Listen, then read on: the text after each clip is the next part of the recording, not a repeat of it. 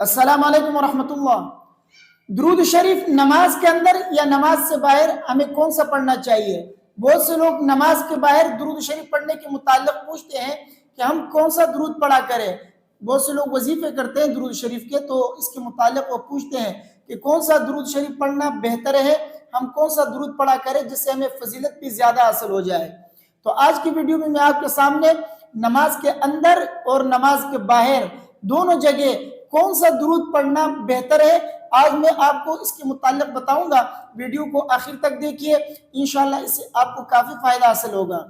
جہاں تک نماز کے اندر درود شریف پڑھنے کا تعلق ہے، وہ تو سب کو معلوم ہے کہ درود ابراہیمی پڑھا جاتا ہے۔ خود نبی کریم صلی اللہ علیہ وسلم نے بھی درود ابراہیمی پڑھنے کا انتخاب کیا ہے کہ یہ درود پڑھا کرو۔ بخاری شریف کی حدیث ہے، حضرت عبد الرحمن بن ابی لیلہ فرماتے ہیں کہ میری ملاقات حضرت کعب بن عجر رضی اللہ تعالی عنہ سے ہوئی، تو حضرت کعب نے فرمایا کہ عبد الرحمن، میں تمہیں ایسا تحفہ نہ دوں جو میں نے نبی کریم صلی اللہ علیہ وسلم سے سنا ہے؟ تو میں نے کہا کہ جی ہاں، کیوں نہیں، مجھے وہ تحفہ آپ دیجئے۔ تو حضرت کعب رضی اللہ تعالی عنہ نے فرمایا کہ ہم نے رسول اللہ صلی اللہ علیہ وسلم سے سوال کیا کہ یا رسول اللہ، کیف الصلاۃ علیکم اہل البیت، یا رسول اللہ آپ پہ درود ہم کیسے پڑھیں، یعنی اہل بیت پہ ہم درود کیسے پڑھیں؟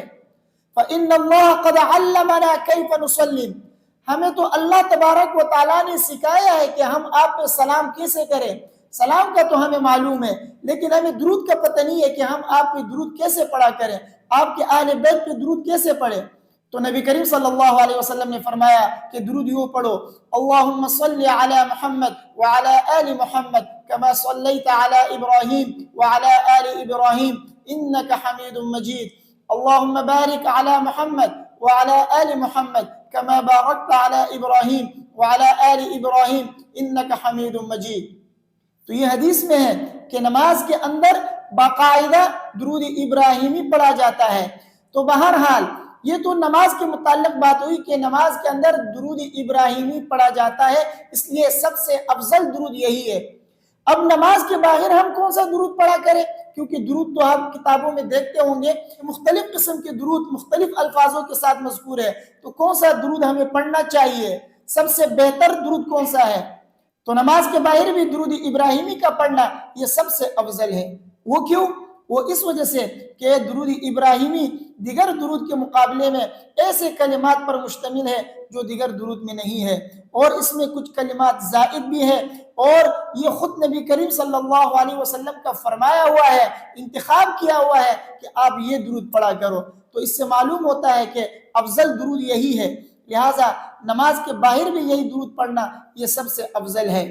چنانچہ بارقاعد جلد نمبر 1 صفحہ نمبر 347 میں صراحتاً یہ عبارت لکھی ہے کہ نماز کے اندر نماز کے باہر حضرت امام محمد علیہ رحمہ نے فرمایا ہے کہ درود ابراہیمی پڑھا کرو، اللہم صلی علی محمد وعلی آل محمد، یہ درود جو ہے یہ پڑھنا سب سے افضل ہے۔ بہرحال نماز کے اندر درود ابراہیمی پڑھنا چاہیے، نماز کے باہر درود ابراہیمی کا ورد کرے۔ جب بھی آپ درود شریف کا وظیفہ کرنا چاہیں تو درود ابراہیمی پڑھا کریں، یہ سب سے افضل اور سب سے بیسٹ درود یہی ہے۔